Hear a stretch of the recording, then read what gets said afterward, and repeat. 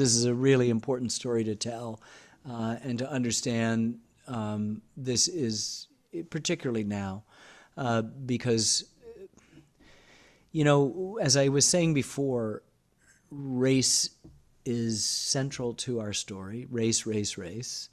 And a lot of people don't like that. And a lot of people don't want to hear about it.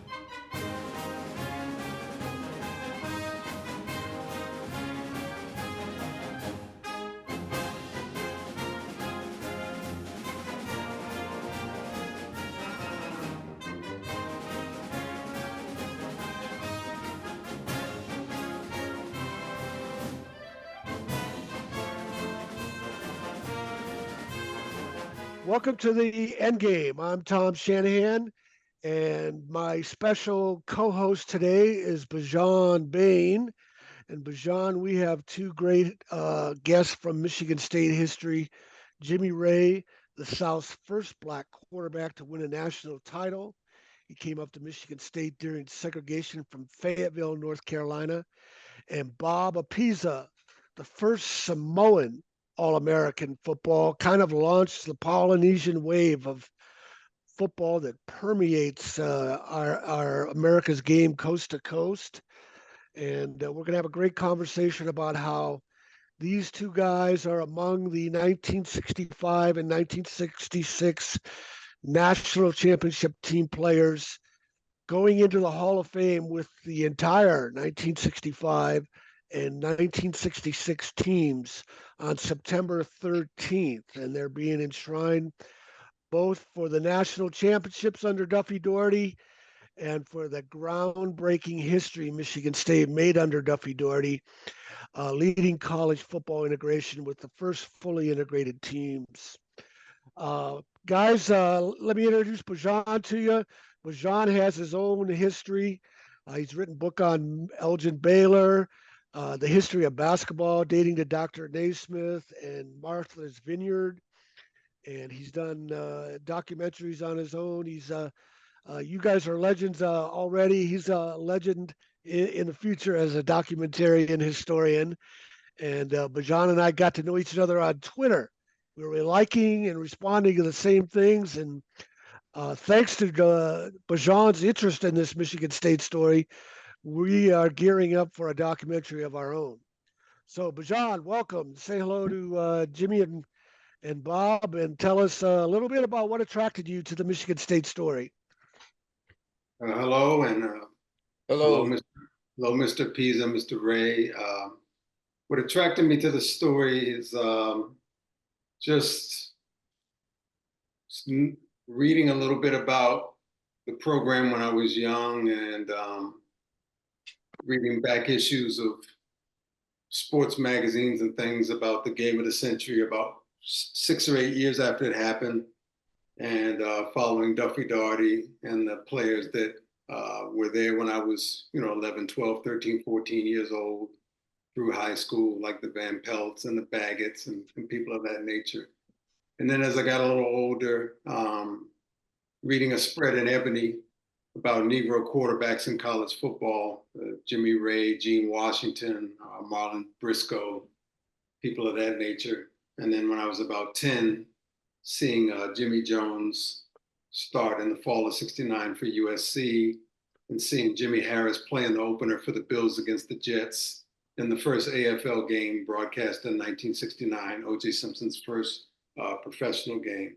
So as I started to become aware of people like Mr. Briscoe, Mr. Ray, and Mr. Washington, and pioneering roles they played at that sort of last bastion of integration position, signal calling, start to appreciate what they did. And then in the mid to late 70s, as people like Jack Thompson came into the scene, and Samoa, and a little bit after Junior Ayu and guys like that, I read about Mr. Pisa and what he had accomplished in a spread in Sports Illustrated celebrating the Asian and Pacific Islander growth Manu Tuea Sissoko and those guys in the college game who were starting to filter into the pros, and figured out how to pronounce Charlie Ane's name because my father corrected me when I told an anecdote about Johnny Sample getting hit in the college all-star game against the pros when he went down on a special teams play, and the center for the Lions bowled him over and said, "Welcome to the big time, kid," or "Welcome to the pros, kid." And I read Johnny Sample's memoir, so I read the name as Ane, and I didn't know how to pronounce it. So when I told my father that story, my father had been an athlete at Morgan State, which is sort of the same region as Maryland State where Sample went. So when I told my father that story about having read about this person on the Lions, my father said, "It's Charlie Ane, not Ain." All right. Well, first let's go to Jimmy. Jimmy, talk about the Hall of Fame weekend and getting together with your old teammates and what it means for the university to honor the 65 and 66 teams. And then Bob will have you make the same comments afterward. Oh, thank you, Tom. Hello to everyone. I'm excited about the weekend of September the 13th through the 15th, with the 1965 and 66 team being inducted en masse in the MSU Hall of Fame. I think it's a tremendous honor that all of the people that were part of those football teams, be it starter, backup, or practice squad players that contributed during the week in the preparation, that are all to get their chance to get their flowers in representation of the national championship teams of 65 and 66. You know, so often the people that do most of the leg work, behind the scene work, never get any recognition or any credit. And I think it's duly just that the university made the decision to induct the entire 65 and 66 team and give all of the players that were part of the team, because it was a team, a unified team, though integrated. It was a team of brothers, and I'm so pleased that they are finally getting an opportunity, or getting their opportunity to get their flowers. Bob, same thing about your pride in the both teams going into the Hall of Fame. I made this mention to when I was inducted in 2017, and in my speech, I said, you know, if I had my druthers, I would cloak everybody on my shoulder in spirit and walk together into the Hall of Fame. And, you know, agnostic, whatever you call it, but it's something's going to happen on the 13th of this month, and I'm proud of that. And Jimmy has a lot to do with it, along with the people that are instrumental in getting that done. Thank you. Well, I want to point out that both Bob and Jimmy are in the MSU Hall of Fame already as individuals. Bob went in 2017, and he's also in the Polynesian Football Hall of Fame. Talk about what those two things mean to you, Bob, about your career at Michigan State. This will be my second time at going into the Hall of Fame over at Michigan State, and I think, you know, my life started with Michigan State, being a young man coming out of American Samoa, and in 12 years, when I arrived in 1952, I was up at East Lansing playing with Jimmy and some of my teammates, and I honestly feel that in my heart, I think those two squads prior to us were that were ahead of us. They set a tone for us. The freshmen at the time, we couldn't play, and I think by watching and just knowing what we had to bring to the table as far as Duffy's concerned. There are a lot of great athletes on both squads, on the 65, 66 teams, and I'm very proud of being a part of that, and just be an integral part of that. And I give all the credit to my teammates because they were the ones that made it happen for all of us. And then Jimmy Ray went into the Michigan State Hall of Fame in 2018. He was previously inducted into the Fayetteville Hall of Fame. They even had a Jimmy Ray Day in Fayetteville, North Carolina, which is extraordinary because North Carolina was still segregated back in those days, 1966. But a white businessman in Fayetteville was against segregation, and he respected everything Jimmy had done, and he wanted to see he was celebrated in the right way. And then in 2022, Jimmy was inaugurated, was in the inaugural class, the Pro Football Hall of Fame's NFL Awards of Excellence for assistant coaches. Jimmy, talk about all those awards and what it means to you. Well, honestly, leaving Fayetteville, North Carolina in 1964 I've often been asked what the thought process was. Really, I had no designs on ever being inducted into a Hall of Fame of any kind. I was just hopeful that I could survive the academic journey at Michigan State University. And oh, by the way, if I got to play football, which was no guarantee, would be great. As it turns out, the challenges that we face or that I face trying to become a starting quarterback at Michigan State University, which at that time was something that didn't happen. I was very fortunate to have outstanding teammates and outstanding coaches, a great freshman coach in Bert Smith, who gave me the reins and believed in my ability and tutored me and got me ready to play varsity football. I'll be forever indebted to Bert Smith and Dick Probelstow, who was my graduate assistant quarterback coach. It's something that I'll always cherish and have fond memories of. Being inducted into the Hall of Fames that I've been in, inducted into, I think is up to like 5 now. I never would have. I didn't start off with the idea. I was trying to be the best teammate I could be, and as a quarterback, the best leader I could be. I finished my career at Michigan State as the all-time total leader in total offense, and touchdown passes thrown in a season. But I never thought that I would be inducted into the MSU Hall of Fame, and I'm very proud of that, and proud of the fact that Duffy Daugherty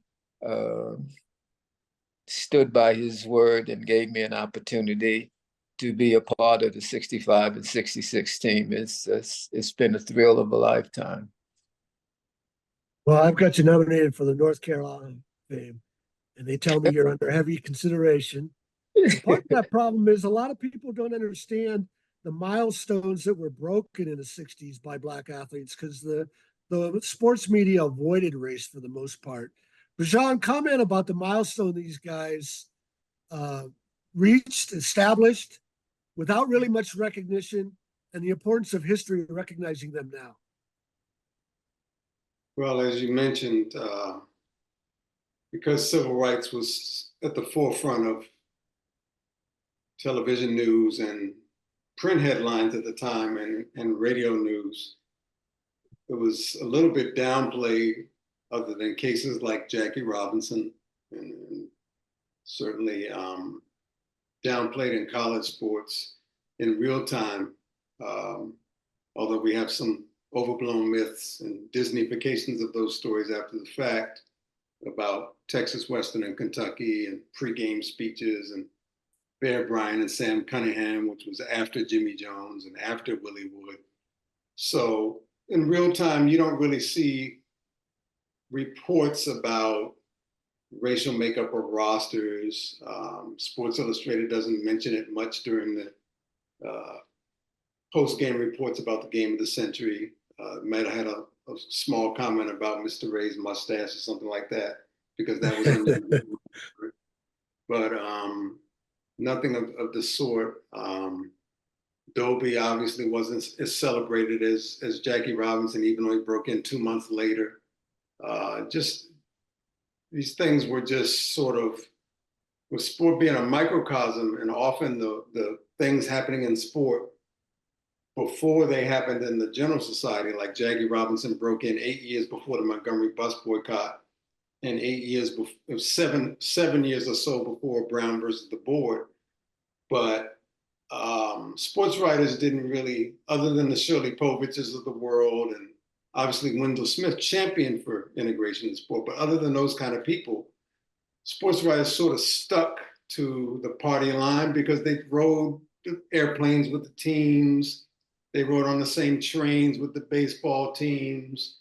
If they did the radio broadcast or television broadcast, they were employed by the beer company or the sponsor or the team themselves. So they didn't really make too many comments about who was the first Black Philadelphia Philly or Cincinnati Red or quarterback here or center there or middle linebacker there. It just wasn't, it was just like an avoidance thing. And because the South was ashamed of these athletes having to go to the Midwest and the North and the West to play, they didn't talk about it because they were the guys that they didn't allow to play in their home state universities were homegrown. So they didn't talk about Bubba and Jimmy Ray and Bobby Bell and Carl Eller being homegrown talent, because to address that would have been like, well, why aren't they at Wake Forest, or why aren't they at Carolina, or why aren't they at Duke, or why aren't they at NC State, or why aren't they at Bama, or why isn't Bubba at Texas, or why isn't Wes Unseld at Kentucky instead of Louisville, or why isn't Lenny Lyles at Kentucky instead of Louisville? So they put their reputations and their academic reputations and their family success on the line when they signed with these schools. You know, the Jerry Levises of the world, their mothers and fathers were in the newspapers at these signings when they signed at these colleges. And it was big news. It was big news if they were the first Black player at that college, like somebody like a McVay. But it wasn't talked about by the announcers during the games and after the games. It was just, you know, who beat who, what decisions did Parsegan make, who punted, who went for a tie, kissing your sister, blah, blah, blah. And it you know, went on like that for years. Yeah. The only reason I know a little bit more about it is because I came in on the cusp of that when there was still some firsts, like the NC State firsts were around the time that I was already following football. Kent Merritt broke into Virginia when I was already following college football. James Owens broke in at Auburn when I was already following college football, to show you how recent some of it was. So that's how it got on my radar, because there was still firsts when I was like a 10 or 11, 12-year-old boy. Yeah. Yeah. The game of the century. Jimmy Ray was the only Black quarterback in the country, and Duffy Daugherty had gotten a lot of hate mail about it, even from his own fan base. And the only description of Jimmy, you might remember this, Jimmy, the only description of you in the game of the century story in Sports Illustrated was you had a thin mustache. That was your only distinction. But let's move on to talking about Duffy Daugherty. Chapter 1 of my book, Ray of Light, the first book, focused on the 65 and 66 teams and the milestones they broke. And I began to learn more and more about Duffy Daugherty's influence being coast to coast. And his first staff in 1954, the same year as the Brown versus Board of Education, which is part of our documentary game plan. Duffy has Bob Devaney at Nebraska, who goes on to Nebraska. Sonny Grandelius, who goes on to Colorado. Dan Devine, who goes on to Arizona State, Missouri, and Notre Dame, and Bill Yeoman, who desegregates Houston. And associated with that year also were Chuck Fairbanks, who teamed with Barry Switzer to lead fully integrated teams in Oklahoma. Earl Edwards, who desegregated North Carolina State. And I just started to realize that Duffy Daugherty's fingerprints are far wider than just Michigan State's campus. They're coast to coast. And I want both Jimmy and Bob to talk about what Duffy meant to you as two kids a long way from home, an African American from segregated North Carolina and a Samoan from Hawaii. Talk about what Duffy Daugherty meant to you guys.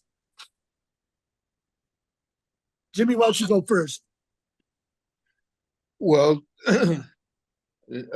Duffy Daugherty was as far as my life is concerned, was very instrumental in all of the good things that have happened to me in my life as a result of him accepting me as a quarterback, go to Michigan State University. I left Fayetteville, North Carolina, really on his word that that I would be able to play the position that I was playing until I decided that I wasn't no longer competitive at that position. He promised my mom that I would get an education and graduate from Michigan State University. And that was a big interest and concern of hers because, as was mentioned previously, it was in the heights of the civil rights movement. And my senior year in high school, when John F. Kennedy got assassinated in 1963, my recruitment started at Michigan State University. And I met all of the guys that subsequently became my teammates when I visited there. And I thought it was the place for me, even though there was no guarantee that I was going to be a quarterback. Duffy had enough character and substance to him that he defied at that time, what would have been at that time, all of the naysayers about having Black players and particularly having a Black quarterback. He stood in the face of the wind and stood up for me. And it's something that I will always be very thankful for from him. And Duffy didn't see color. Duffy had the ability to integrate talent where he saw it. And I was the beneficiary of that. And I'm always very thankful for that. And Bob, people don't know that the Hawaiian Pipeline started way back in the 50s and the 60s, and you're kind of the godfather of launching the Polynesian wave. What did it mean to you to come that far from home? Kind words. I just, as Jimmy had mentioned, those were times of civil rights and stuff like that. And, I've never played with African Americans before. I've never played with Caucasian before. In Hawaii, we have a mixed cosmopolitan type of ethnic group. There are Hawaiians, Chinese, Japanese, and so forth. And when John McKay drafted me, or not drafted me, but recruited me, he came and he said, when he was alive, he said, Bob, I need a fullback to block for Mike Garrett, who was the future Heisman Trophy winner, and and so forth and so forth. And I'm saying to myself, well, that sounds interesting. Then when Duffy and I got together, Duffy came to Hawaii because he likes to golf, and we had dinner together. And he said, Bob, If you come to Michigan State, you not only block, you run the ball and catch the ball. And I said, that's exactly what I want to do. So the rest is history. And I know the guys back home, every January when I go for that Hall of Fame thing, the Planet or the Polynesian Hall of Fame, you got guys like Junior Seau and Troy Polamalu and Kevin Mawai and Ole Coutson. But we're all family. We get together, and I'm very proud of being in there, but I'm extra enthused about being into the going into the Hall of Fame over at Michigan State, because that's, as I mentioned before, that's exactly where my life started. I became a man, and I wore the right attire for the different seasons and all that stuff. John, your thoughts on the ground these guys were breaking and Duffy's influence on them? I can only go by their personal reflections and testimony, and other players that he guided during their time, and also those who preceded them and those who played there in their footsteps. So there's not much, that I can add other than what I hear them say in terms of the regard in which they hold him. And obviously, given the contrast between his rosters and the contemporary rosters of the mid-'60s at the other, what we would now call Power Fives, that speaks almost as fervently or as loudly as their personal testimonies about the impact that he had on them as young men. Because to be fair, I mean, his rosters were numerically, for lack of a better term, revolutionary for that era. Even compared to relatively progressive schools like the Minnesotas of the world and the Southern Cals of the world and the Nebraskas of the world. Of course, Nebraska is a Devaney influence as well. But yeah, it's clear, especially since he even further than his peers and his contemporaries allowed Mr. Ray to take the reins, which was not the case at the other schools. And people got moved to secondary or to play in the slot as flankers and receivers, or got moved away from the QB position, even though they were standout high school QBs. As a matter of fact, some people turned down major college scholarships because, and Mr. Ray knows this, because he would have contemporaries that were in this situation, or people that were a little bit behind him that were in this situation.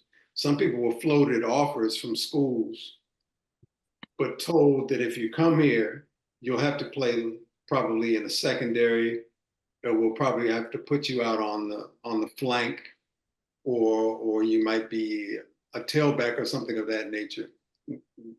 When you tell somebody that's like all state or all district or 4A or blue chipper that you're going to move him, I know in many cases, some of the athletes literally didn't go to the schools that were tendering the offers because the schools were, and I'm not saying the coaches lied to them. They literally told them. They didn't say, if you come here, you can try out. And if another kid beats you out, you're not going to play quarterback. Yeah. You're not going to play quarterback. I know Jesse Jackson was told that by Illinois, and I know Walt Frazier was told that by Kansas. So those are just two anecdotes. I know it happened to them. It must have happened to many other people, because guys ended up secondary. They ended up playing receiver. And Gene Washington even got moved, as you well know, when Plunkett came in. Yeah, well, and there's no better example than Condredge Holloway, Huntsville, Alabama, legendary athlete in Alabama when high schools were already desegregated. That's what people don't understand about the 1970 USC Alabama miss. The Alabama kids were already playing against black athletes in high school. And Bear Bryant told Condredge Holloway that Alabama's not ready for a black quarterback. So Condredge Holloway went to Tennessee, and he was the first black quarterback to start the Southeastern Conference, 3-year starter, great career.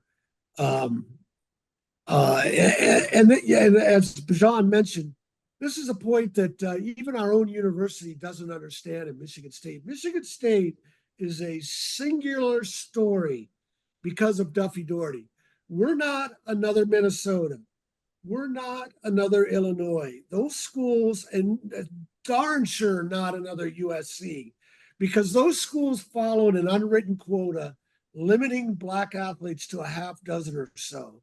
There were only 5 Black players on USC's 1962 national championship team. That same year, the Associated Press reported that Michigan State's 17 Black athletes was the most in major college football history.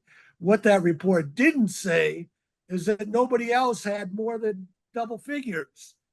Whatever record Michigan State broke in 62, it was probably their 60 and 61 teams.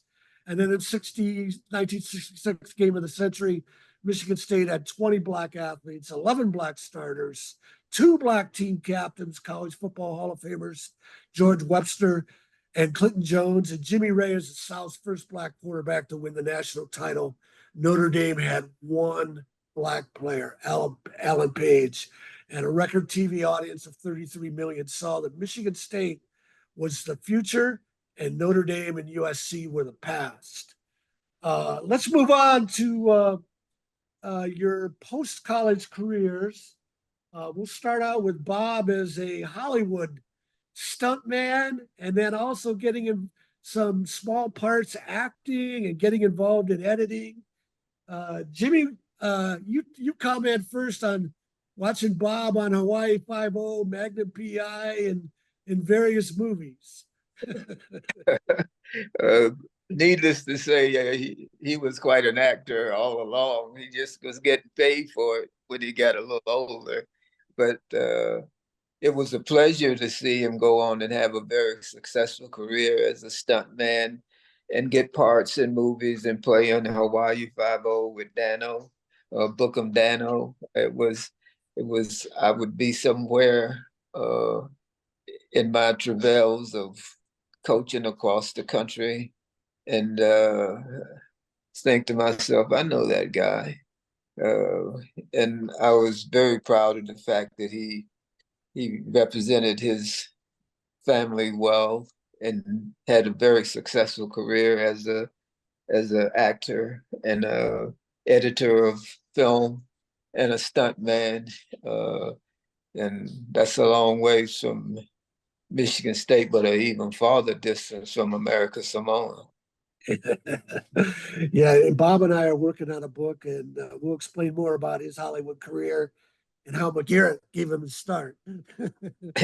Bob, while you're doing all this, Jimmy's making quite a name for himself in the NFL. First, he was the second Black coordinator in the NFL with the Rams in 1983. John Robinson hired him.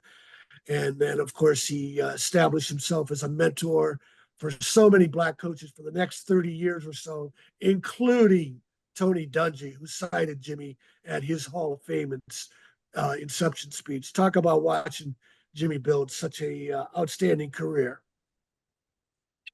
I think Jimmy has left a legacy for all coaches, people of color. Tony Dungy. You look at the questions around me. I mean, I think Jimmy was the headstone that started the whole deal here, and I'm very proud of him for doing that. My career in Hollywood, of course, is I was a bad actor, number one, so. I was in there for 34 years. And when I was up at Green Bay with Vince Lombardi, when he drafted me, and he cut me after 2 years. I got him at 2 years in, but the fact of the matter, paid well. And then I went, and I had this innate feeling of frustration. I wanted to do something. I was a young man.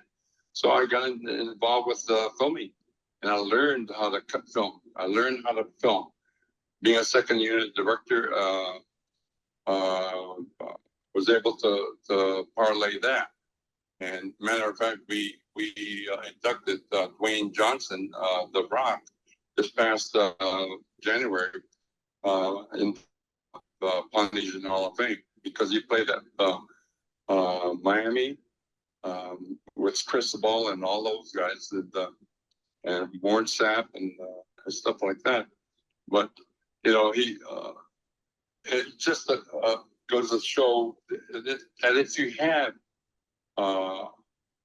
some kind of ability to do other things in life other than just playing football, you're better off. And I was happy. I spent 34 years in there, and I it just amazes me. I'm watching film, and I'm always critical of whether a movie, the lighting is wrong, or the closing is wrong, whatever. Continuity is very, very simple and very important in film. So it's the same thing as Minnesota that we did. Yeah. And Jimmy was a big producer in that as well. And that it's in the archives right now at Michigan State. Yeah. Yeah. I neglected to mention Bob produced the documentary Men of Sparta, the first documentary on these great teams. Before I have you comment, Bijan, I'm not going to let Bob get away with saying he was cut by the Packers. Jimmy, tell us how good of an NFL player Bob would have been if not for his knee injuries in college. Well, if it had, I always thought, and I've been around football a long time, starting back to my days at Seabrook Park at Fayetteville. But when I encountered my teammate, Bob Apisa from Hawaii on the freshman team, I thought he had the rare combination of size, speed, quickness, short area quickness. He was a prototypical running back. Couldn't be pigeonholed really as a fullback because he had speed to break away and go the distance. He had elusiveness and the ability to make you miss. And I do believe had he not been injured, which shortened some of his career, I think he would have been I know he would have been an outstanding professional football player as he was an outstanding college football player. Great. Bijan, comment on these guys building post-football careers. Well, they're both not only trailblazers or pioneers, whichever term you prefer, as young men and undergrads under the tutelage of Duffy and playing with the George Websters, and Bubba Smith, Clint Joneses, Gene Washingtons, and Jess Phillips of the world. But also, unlike a lot of young men in that situation and in the national limelight and regional limelight and big men on campus, managed to find their niche in post-collegiate careers, made their mark, both in ways that exhibit that they must have had leadership qualities, that they must have been versatile, that they must have been receptive learners and very observant in terms of the type of attributes that you would have to become an OC on a professional level, to become an editor, and the attention to detail that you have to perform stunts in Hollywood, especially stunts to be relatively injury-free and to be able to body double and do the kind of things that make the film what it is. When you're actually doing something that in our mind's eye, we think that the star or the feature player is actually doing. So it really shows you in terms of being recruited to Michigan State, the fact that Duffy could see that they have these traits, because a lot of these traits are off the field traits that you have to have, although they exhibit themselves in your performance on the gridiron. They, like many lessons that you learn in sports, many disciplines, and the practice and the routine and the ability to focus and watch game film and dedicate yourself and train and things of that nature, manage your studies and manage your athletic career, time management, those kind of skills prepare a person and are the sort of like the hallmark of whether they're going to perform well later in the workplace. Because in a lot of instances, as I alluded, that's often the highlight of a person's life. And then when they're 23, 22, 23, and 24, many young men never find anything that they can excel in or that they can find a good fit that reaches the level of that, which is unfortunate because it happens so early in your life that now you have your mid-20s, late 20s, 30s, 40s, 50s, and 60s. And the highlight of your life took place when you were 18 to 21. And people see you on the street and they say, that used to be so-and-so, or it's a shame that, you know, that person isn't this anymore, or whatever happened to so-and-so, or they peaked when they were a young person.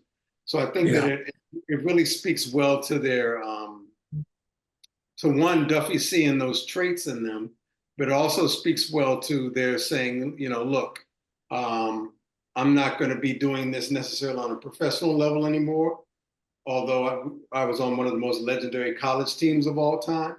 And then, and this is hard to do because I've interviewed many, many, many athletes. I'm still going to have the pride and the stick-to-itiveness and the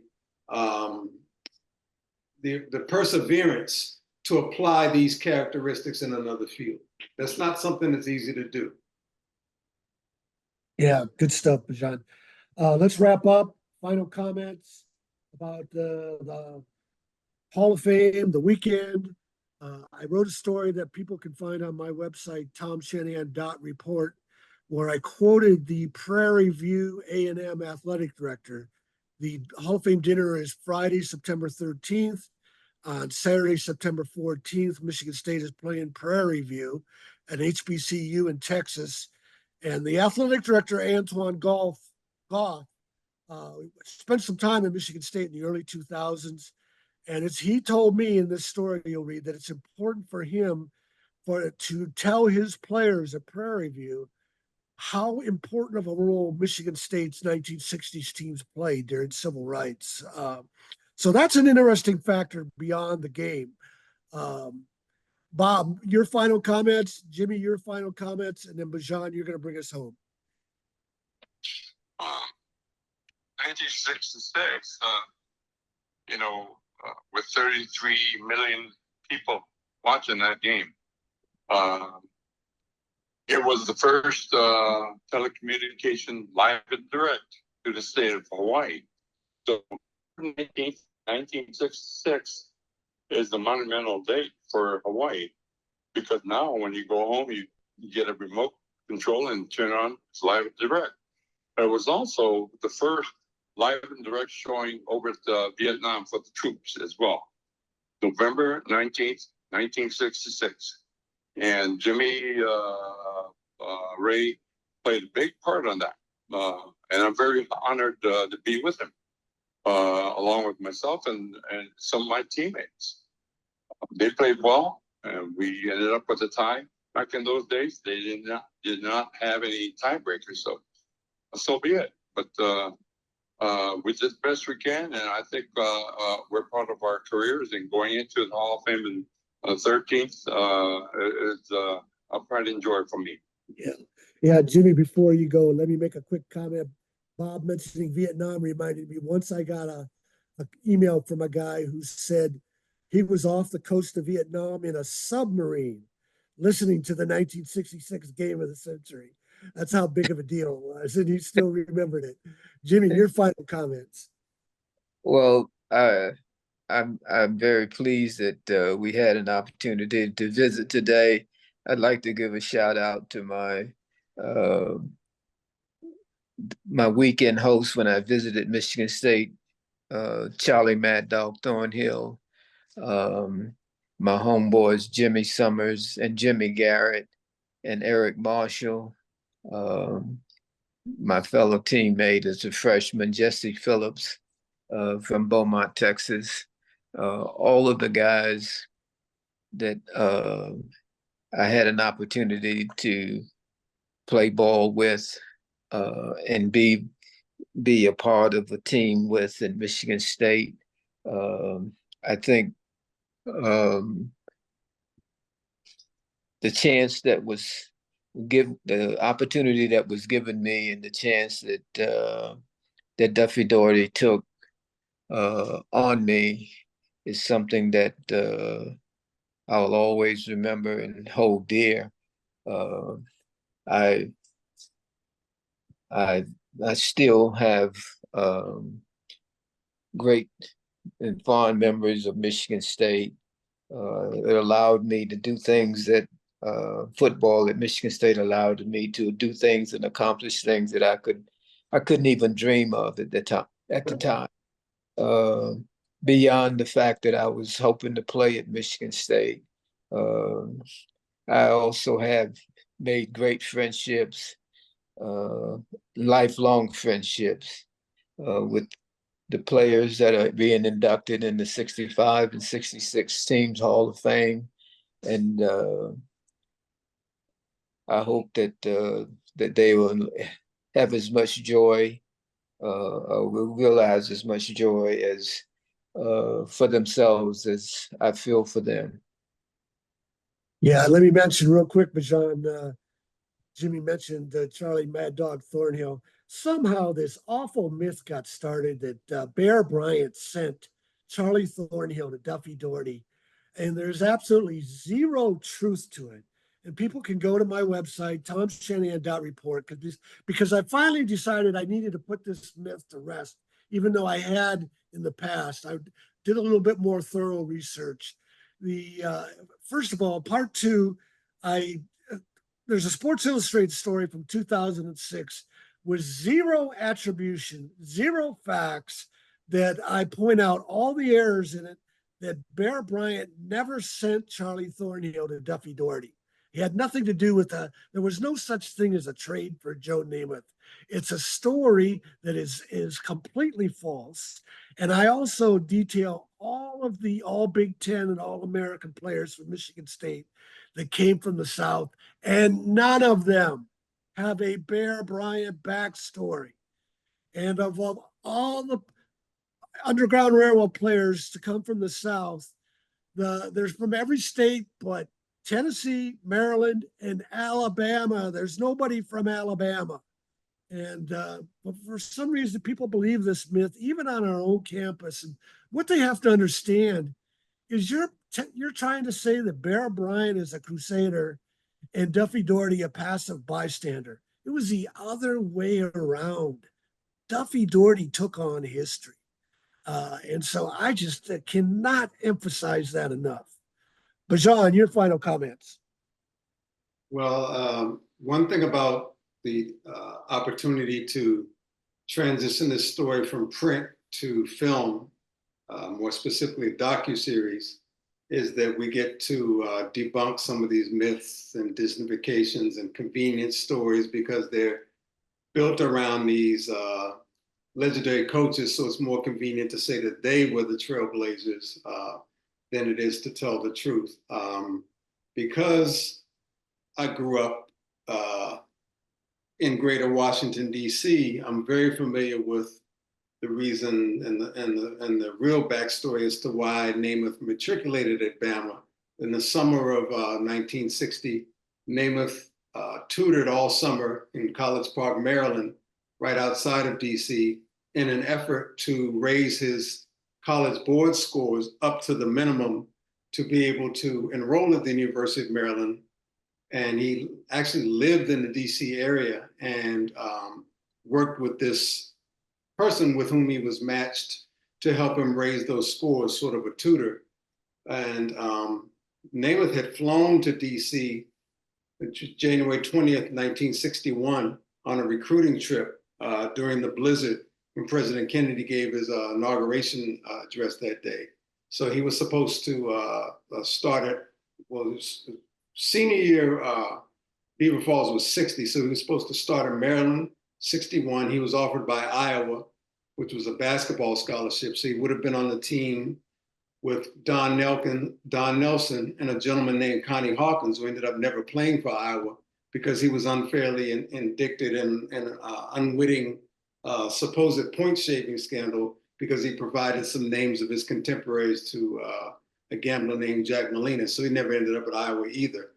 But Iowa offered Namath in basketball. The Cubs offered him, I think, a $60,000 or $65,000 signing bonus in baseball. But he was on his way to Maryland, but he couldn't get his board scores up high enough to go to Maryland. So at the last second, he looked at Kentucky and he looked at Bama. And really like on the 11th hour of the 61, because freshmen were ineligible, but the 61 football campaign, he goes down and plays. He goes down to enroll at Bama. So that's really why he's at Alabama. It's not that anybody swapped anybody for anything. It's not as interesting as story. It's actually more interesting to me, the truth, because it shows you that Namath would have actually been in my backyard. I would have been too young when he was in college, but Namath would have been in Maryland, which means no Orange Bowl, no Sugar Bowls, no, the whole Bama, the Joe Willie, none of that, playing with Southern boys, asking you, you went to high school, the yearbook, seeing the pictures with the black kids, or you went to high school with these kids and all that kind of stuff. He would have been in the Mid-Atlantic. So who knows what that would have been like. But the documentary, I don't know if we're allowed to give the name at this early stage, but the documentary will address not only these non-truths, but it will give credit to the truths.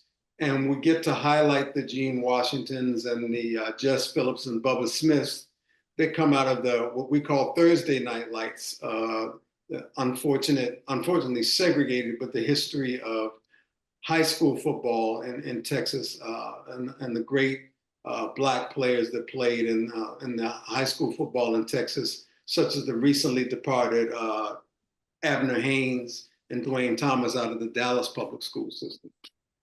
And Charlie Taylor, who played for Frank Kush.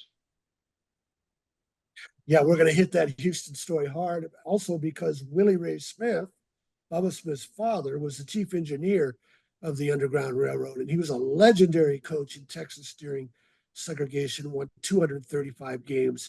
And there is a middle school in Beaumont named for him, not a football field, a middle school. That's what a legendary figure he was. Right. All right. Levias comes out of that pipeline to integrate Houston. Jerry Levias, of course, was the first Black player in the Southwest Conference and played through death threats. Don't tell me that a game in 1970 changed college football. The true pioneers blazed the trail. The late Bob Grant. Yeah. Bob Grant at Wake. Yep. Bob Grant at Wake. Yes. Yeah. Okay. Thanks for watching the End Game. Please share this with as many people as you can. Don't let anyone tell you that there's another school besides Michigan State that led college football integration, and no coach more important than Duffy Daugherty. And if you don't believe me, read the quote from Barry Switzer, because Barry Switzer says no coach was more important to college football integration than Michigan State's Duffy Daugherty. Thanks for watching, and hope you'll enjoy your 1965 and 1966 Hall of Fame induction, Jimmy and Bob and the rest of the Spartans. Thank you. Sir.